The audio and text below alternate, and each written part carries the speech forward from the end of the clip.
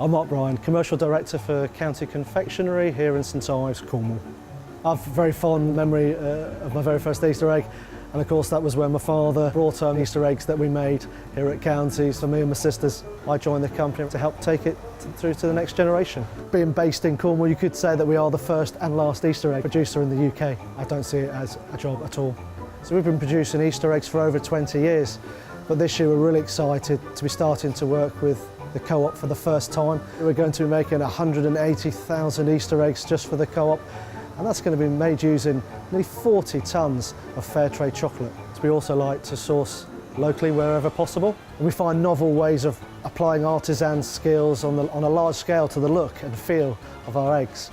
So in the case of the milk chocolate banoffee egg, the inclusions are weighed out and then hand placed into the mould. So we have banana chips and toffee chips being hand loaded into the mould, so no two eggs will be the same.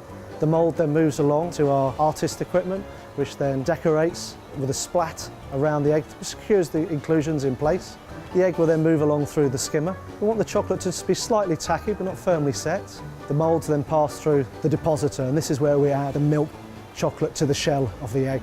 After that, the reverse of the mould is added onto the back. The mould then passes onto the vibration table, and here we're trying to make sure that any little air bubbles have been removed from the egg. Then we're on to the fun part of the journey, where the moulds are then placed onto the egg spinner. Here they'll be typically on there for about 10 minutes, and what we're trying to do is to cool the egg and ensure that the chocolate has flowed around the outside of the shell.